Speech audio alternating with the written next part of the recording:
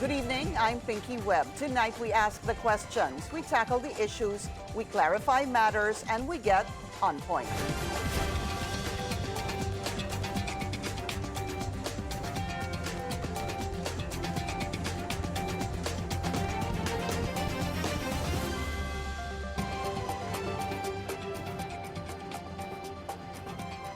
The Senate Blue Ribbon Committee, under the new leadership, has cited 3 more individuals in contempt for allegedly lying in the probe into anomalous flood control projects. With such challenges, how close are we to getting the full truth behind the scandal that has rocked the entire nation? And are accusations against 2 senators backed by evidence? Let's get on point with Senate President Pro Tempore and Blue Ribbon Committee Chairman Ping Lacson. Senator Ping, welcome to the show. Thank you for your time, sir. Good evening, Pinky, and good evening to the viewers. All right, I want to start with this, at least first, the accusations against the 2 senators allegedly receiving bribes, as said by Bryce Hernandez. Number one, sir, is Senator Jinggoy Estrada already safe na ho ba siya talaga, as previously stated by Senator Marcoleta? No, by no means hindi. Kasi ang na-clarify lang yung first issue regarding Mina Jose at saka yung WJ. But the other issue has not been resolved yet. I'm referring to the 355 million pesos that was supposed to be inserted as alleged by Bryce Hernandez by Senator Estrada in the 2025 GAA. And the 355 million pesos worth of projects talaga na-allocate do sa district, do sa Bulacan, in 7 different items. Ano? 5 items na-allocate noong May 2025 and the remaining 2 items, July 2025. We have verified on the ground kung ano itsura o status ng mga projects. There are 3 phases, phase 1, phase 2, phase 3. Mayroong mga projects na phase 2 and phase 3, may mga items na phase 3 lamang. So may mga issues doon kasi may mga red flags kami nakita. In the case of Senator Villanueva, Senator, I hope you don't mind. able... I hope you don't mind. I'm going to stop you there just to continue on with what you were saying, because just to lay down the premise here, you're right, sir. There were 2, at least, issues that needed to be cleared with Senator Jinggoy Estrada. The first was this supposed 30% kickback, or at least even this sinasabi pong relationship with this Mina of WJ / Beng Ramos ni Huba, because of the text message that Bryce Hernandez showed during the House hearing. So at least doon po, sinasabi nyo, totoo pong safe na siya with that regard, because that Mina of WJ, who appeared in yesterday's hearing, really said, hindi ko po kilala si Senator Jinggoy Estrada at hindi po ako nagdala ng pera sa kanya. In fact, supposed to be yung sinasabing dala-dala niya ay pambayad para sa joint venture sana with another construction company for a project. Correct. All right. No, there was no joint, there was supposed to be a joint venture, as explained by Mrs. Mina Jose, na hindi nag-post through, hindi natuloy. Because she wasn't able to come up with the deposit or bond, no, whatever it is, na hinihingi ni Bryce Hernandez, nire-require. So, Bryce Hernandez interpreted the obligation na ipapadala as a bribe. Pero hindi. Ang sinasabi doon, she wasn't able to come up with the required deposit or bond na hinihingi ni Bryce Hernandez. Dinikit niya lang yung Beng Ramos when he said that Beng Ramos is a member of the staff of Senator Estrada. We verified that. No. Si Beng Ramos is actually staff member ng Blue Ribbon Committee ng BRUM. Right. I was questioning that, Senator Ping, when I was watching the hearing yesterday. And I wanted to get your thoughts on that, because I was wondering, because of what Bryce Hernandez said, at least dito pa rin tayo kay Mina Jose / Beng Ramos na supposed to be may dalang obligasyon, etc., sir.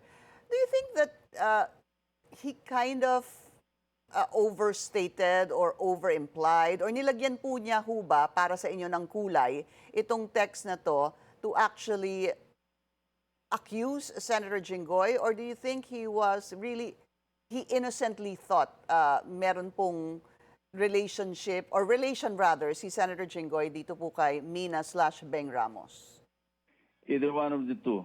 He insinuated that Mina Jose actually was supposed to have brought or received the ano ba to? On behalf of Beng Ramos, ano? Kasi WJ. Yung obligation actually is not a bribe but obligation do sa deposit.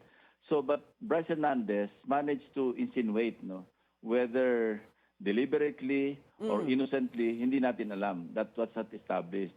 But the point is, there's no connection with a project, supposed project, kasi hindi naman natuloy yung project. Okay, all There's right. no connection with whatsoever with Jinggoy Estrada. Right. So doon po safe na siya. In fact, just to follow through on that, there was a CCTV that you showed, which you talked about prior to yesterday's hearing, na nagpunta nga itong si Mina Jose sa Senado September, hindi ho ba? But it was also made clear that the office that she went to was kay Senator Erwin Tulfo, supposed to be to fix a leak doon po sa kanyang veranda.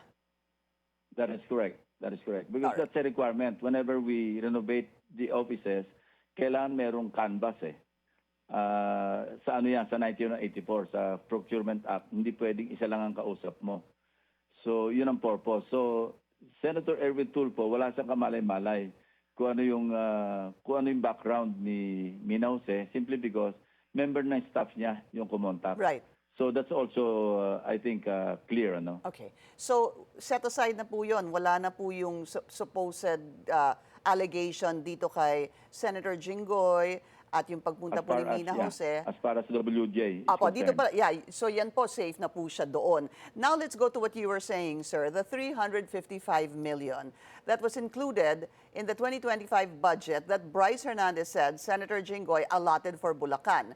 Prior to yesterday's hearing, just for premise, sir, I recall that you were saying that sa inyong investigasyon, meron ho talagang 355 million na insertion.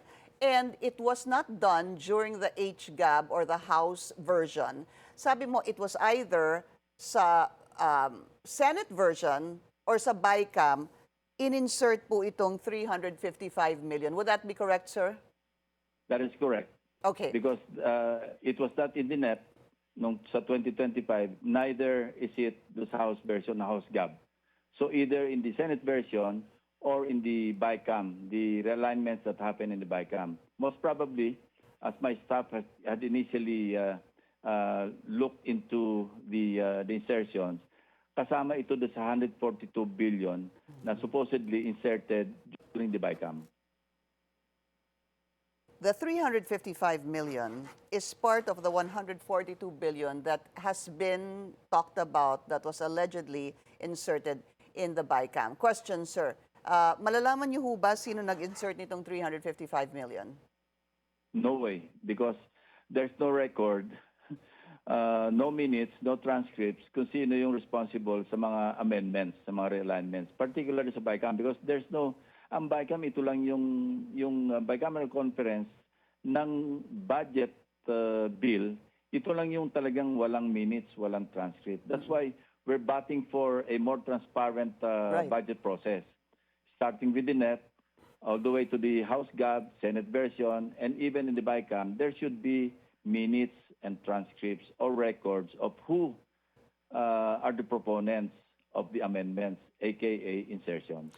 Senator Ping, how can you connect Senator Jinggoy Estrada to this 355 million na inilagay po sa mga proyekto sa Bulacan noong 2025 as alleged by Bryce Hernandez?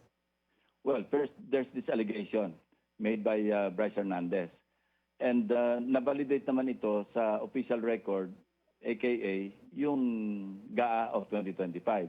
So there's no doubt that Hernandez somehow is credible when he mentioned that it was Senator Jinggoy Estrada na nagbaba noong budget sa kanyang district na nagkakahalaga ng 355. Because we already verified, sabi ko nga, 5 items and another 2 items, May and July, na eksakto yung amount, 355. Now, there's one element lacking in order for us to pursue this angle or this issue.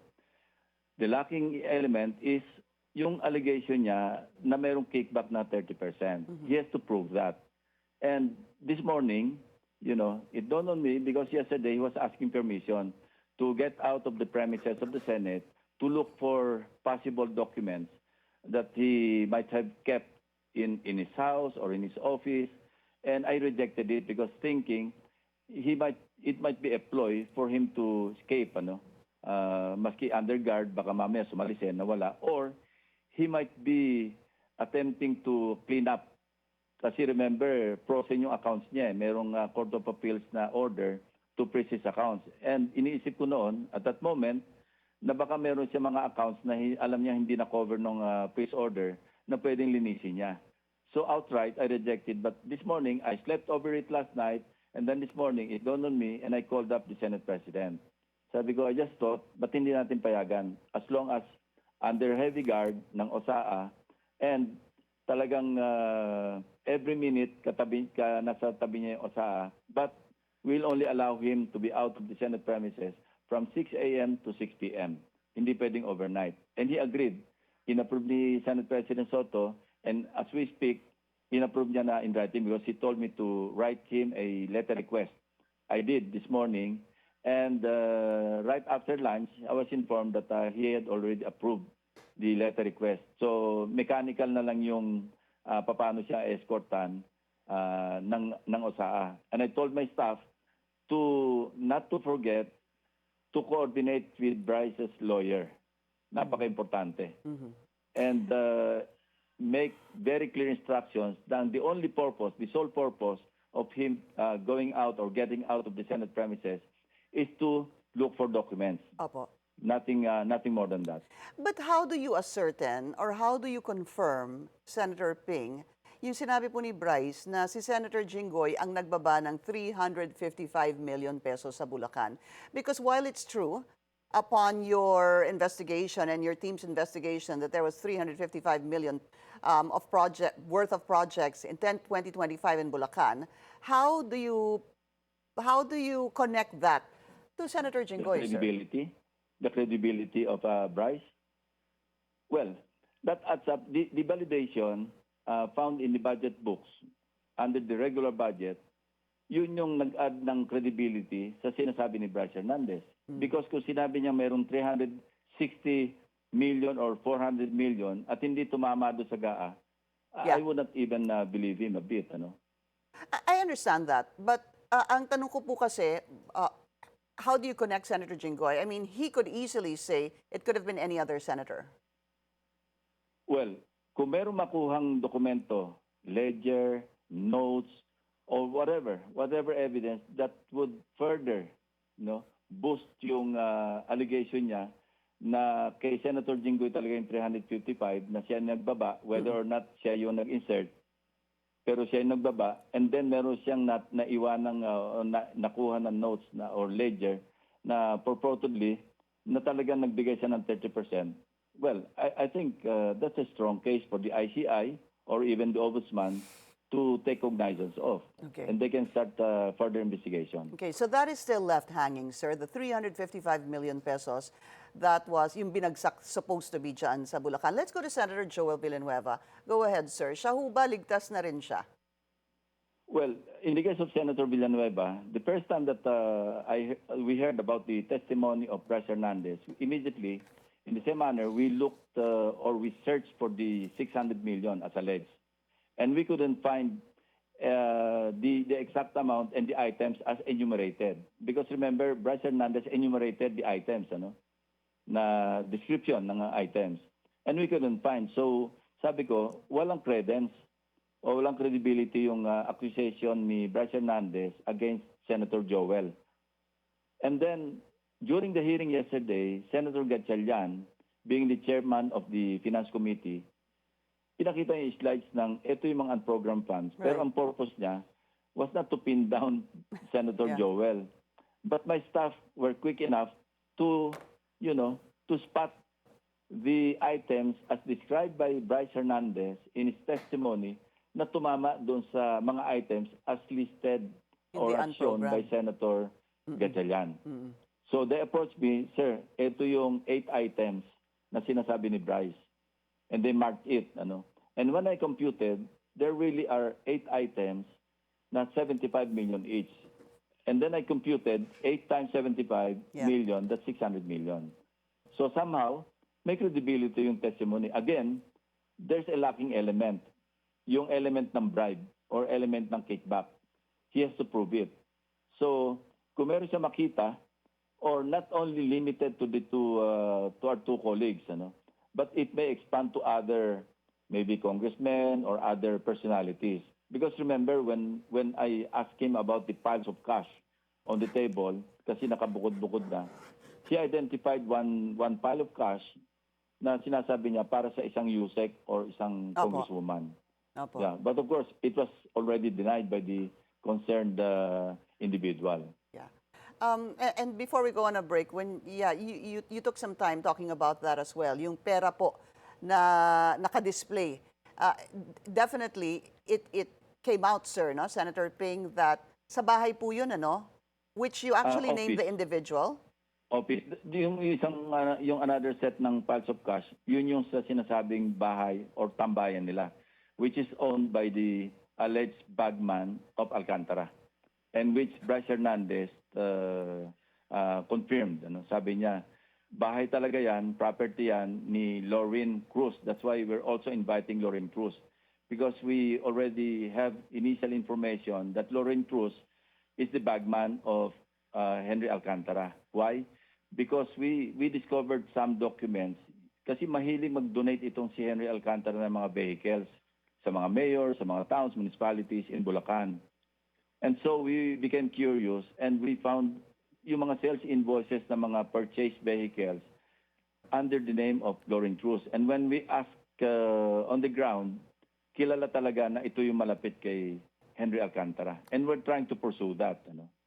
Kasi yung the other set of files na mas malaki, if you count, nasa mga 200, 300 million yun eh. But what's more mind-boggling, Pinky, yung revelation ni Sally Santos, 457 million pesos delivered to Bryce Hernandez on March 24, 2025 in one single delivery. Yeah. Imagine, almost 500 million pesos i-deliver mo kay Bryce Hernandez. That's why it is still unresolved. Kasi ang tanong ko, bakit yung contractor ang nagbabayad sa Narinig ko po yun. DPWH? Sabi mo nga baliktad. Yeah, Senator, you were saying baliktad, hindi ho ba? Sabi mo, bakit Yeah, DPW? and that has not been resolved because si Bryce Hernandez kept on pointing finger at Henry Alcantara. Yeah. And Henry Alcantara kept denying. That's why we cited him in contempt of the committee and placed him under detention. And I think, alam mo, pag nakadetain ka, marami kayo iniisip eh. Naka-freeze yung accounts mo, tapos may kaso ka. Baka sakali magkaroon siya ng, ng remorse or even, Okay. some kind of parang restitution. Opo. So I hope, and we'll try to explore that, na baka sakaling next hearing, magbago siya ng isip at magsalita siya. Because pag si Henry Alcantara nagsalita, I think it will open the proverbial can of worms, so to speak. Pandora's box. We'll take a very short Yeah. break. We'll continue our discussion with Senate President Pro Tempore Ping Lacson when we return. Stay tuned. This is On Point.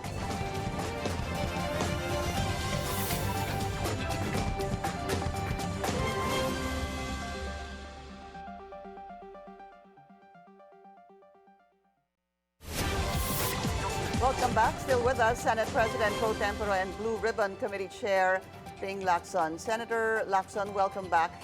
I really wanted to ask you also, between Henry Alcantara and Bryce Hernandez, napansin ko po, panay po yung tanong kay Bryce at hindi po kay Henry. Bakit ho natuon yung most of the questions to Bryce, who is supposed to be under Henry Alcantara? In other words, tawag niya nga ho kay Henry, Boss Henry. Bakit ho yung tanong puro kay Bryce? I'll tell you why. Because he showed signs of cracking. And I personally wanted to exploit that. Because nandun siya sa point ng parang resigned eh. Remember, he almost cried, di ba? He Si did, Henry almost. Alcantara, parang Opo. it was, at that point, exercise in futility. because nakaklam up eh. Kaya ho pala. Kasi Yeah. nagtataka ako And, that you know, time, bakit puro kay Bryce? yeah, because siyempre, being an investigator for the longest time, Yeah. alam ko when to take advantage of a situation. Nakita mo nagka-crack na siya, then magpurso ka na lang. You keep pushing. Yeah. Yung isa naman nagkaklamap, sayang ang oras. But I share the frustration, even the anger of netizens because pati ako nababasa ngayon eh. Bakit daw unang-una I was so soft on Alcantara and hard on Bryce. Yeah. Siyempre, hindi naman lang naintindihan yung interrogation or investigative techniques, di ba? Skills. Opo. So, but I share their frustration, even their anger. Kasi, Pero kami naman, Senator ako, Ping, I'm always guided. Yeah. yeah, kasi that's true because para po for many other people, ang dapat na magpursige ng Pukpukin. pagtanong, hindi ho ba? Ay Si dun sa Alcantara. boss, dun kay Boss Henry. Yeah. Yeah, okay. Pero All right. nga, hindi nga nila naintindihan na meron talagang Yeah. interrogation na technique na umiiral. So, it's good that you asked that question para ma-enlighten ko rin yung mga netizens na dahan-dahan lang tayo because sayang naman na oras kung pupupukin natin si Alcantara na parating siya sabi hindi ko alam yan. Di ba? We're just wasting time. We'll wait for the right opportunity for him to show signs that he would start to cooperate. Got it. And we'll try our best to get there. So, kasi ang end state naman natin gusto rito, yung makarating ka sa truth, di ba? And file charges against people or recommend filing of charges against people who really should be accountable. But Senator Ping, sino po sa inyo ang mastermind sa kanilang dalawa? I ask this kasi kapag tanungin mo din si Sally ng Sims, ang sinasabi niya, ang tinuturo niya palagi si Bryce at si JP Mendoza. Pagkatapos nun, sasabihin naman ni Bryce, utos to ni Boss Henry. Sasabihin naman ni Boss Henry niya, wala akong kinalaman dyan. Siya lang ang nagsasabi niyan. Pero may magkakampi eh. Magkakampi po si Bryce, magkakampi si JP at yung isa pa versus Henry Alcantara. Para po sa inyo, sino ho ba mastermind sa kanilang lahat? Ako, based on what I have observed, si Alcantara. Kasi siya yung contact ng mga matataas na politiko, matataas na remember, I'll give a background, Undersecretary Roberto Bernardo, ito yung USEC for operations. Siya yung in charge ng buong Luzon except Regions 1, 2, and CAR. Okay, under niya, siya yung responsible for the appointment of Alcantara and Bryce Hernandez sa Bulacan. And then last June, si Alcantara was promoted. He became officer in Regional. charge, Assistant Regional Director ng 4A. So si Bryce Hernandez, na-pull up siya, naging OIC District Engineer. So mga bata talaga ito ni Bernardo. Si Bernardo was a very powerful figure under Bonoan. Remember, lumabas din yung magkasosyo pala yung mga anak nila doon sa isang yung MBB properties. So influential ito si Bernardo as far as Bonoan is concerned. So kaya niya mag-appoint ng mga tao. Now, who is Bernardo? Ang pagkaalam ko, si Yusek Bernardo, finlot ito ni Secretary Singson during his time. And then nakafloat, naging city engineer siya. I don't know kung anong title, but on secondment siya sa Mayor's Office sa Manila, who was then Mayor Estrada. Okay. So kinuha niya itong si Alcantara. Ito, based na sa records ito, sa testimony do sa House, na naging parang division chief si Alcantara. So talaga magkalapit ito si Bernardo at saka si Alcantara. Now, dahil systemic na talaga yung corruption sa mga district engineering offices, siyempre, beholden itong si Alcantara, pati si Bryce Hernandez, kay Bernardo. And Alcantara, siya rin itong probable, siya rin yung contact ng mga politiko, kung sino yung bibigyan. Kasi panay yung turo ni Bryce Hernandez na si Boss Henry ang nakakalam niyo kung kanino pupunta yan. Ngayon, baka naman may natatago siyang maski anong notes, Kasi alam mo, Pinky, pagdating sa korte, even the simple investigator's notebook, ina-admit yan na ebidensya kung maipapakitang genuine, authentic yung notebook. Meaning, isinulat talaga ito during the time that the investigation was being conducted. Right, Now, right. in the case of Bryce Hernandez, kung mapoprove niya na isinulat niya yung ledger, at the time nung, say, 2023, in the case of Senator Villanueva, or any other date linking other personalities, matibay yun. Yeah. In fact, I want to go very quickly, sir, to what you said earlier nung napaisip ka overnight dito sa hiling ni Bryce Hernandez na i-lift yung contempt niya. Kasi Hindi naman nakita... ililift ang contempt. No, I'd like to correct that. Ano. We're not lifting. No, It's just being given a pass. No? What he was asking yesterday, hindi ho ba?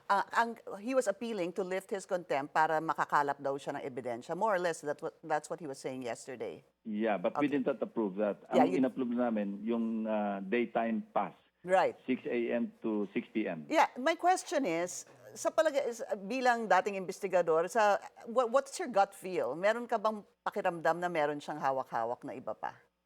Na pruweba? I think so. Because he was trying to recall yung mga tinatanong ko na, anong pinanghawakan mo? Eh, hindi ho ako makapagturo nang wala naman doon kahawak na ebidensya. Yeah. Kaya kung mapapayagan niyo ako, maghahanap ako doon sa aking files. And, overnight, I thought about it. Na baka naman meron talaga siyang alam na pinaglalagyan niya ng kanyang mga files, kung sino mga binibigyan, or anything to that effect, ano?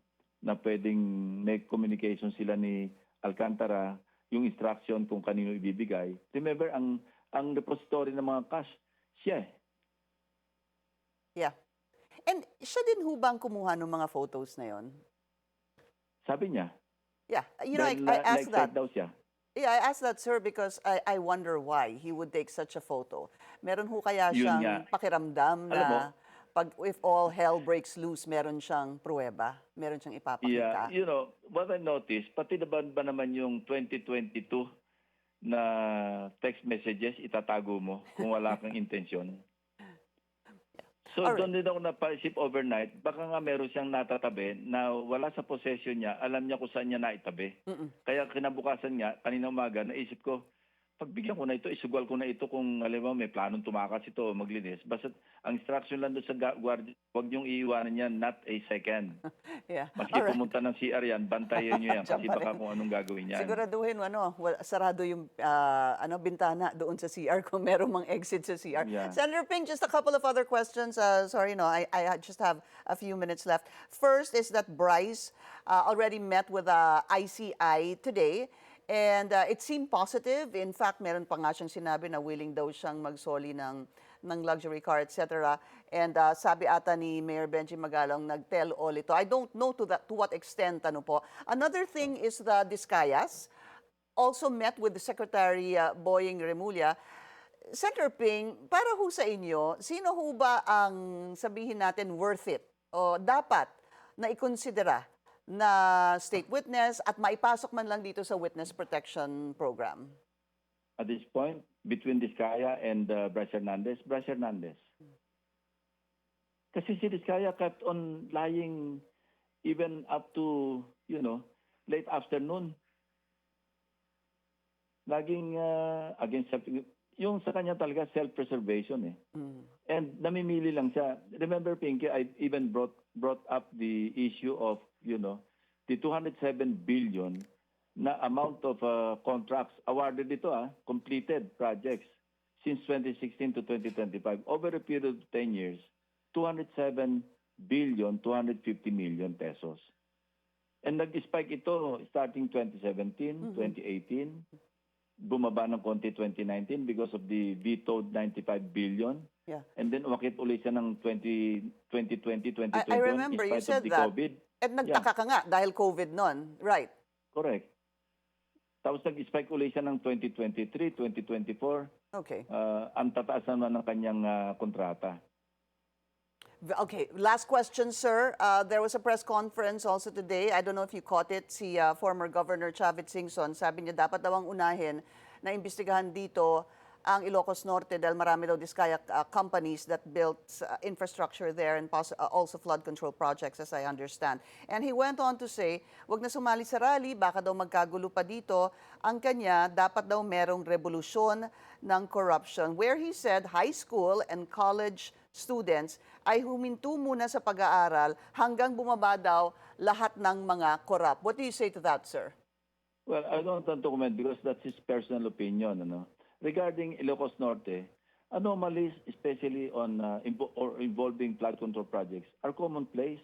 Okay. Yung sinasabi ni Secretary Bunuan na isolated, sabi ko isolated here, isolated there, isolated cases everywhere. And I'm trying to find, I'm looking for a perfectly executed flood control project. I even challenged media, yung Senate media. Yeah. If you Yeah. can show me a perfectly executed flood control project, I'm willing to part with 1 month pension, which Okay. is equivalent to 197 pesos. All right. Okay, Senator Ping, unfortunately, we've run out of time. I hope to have you again. Maraming salamat po sa inyong oras. Senate Blue Ribbon Committee Chairman Ping Lacson. Thank you. And that's On Point. Join us again on Monday, 7:30 p.m. here on BNC, the Billionario News Channel. I'm Pinky Webb. Thank you for watching.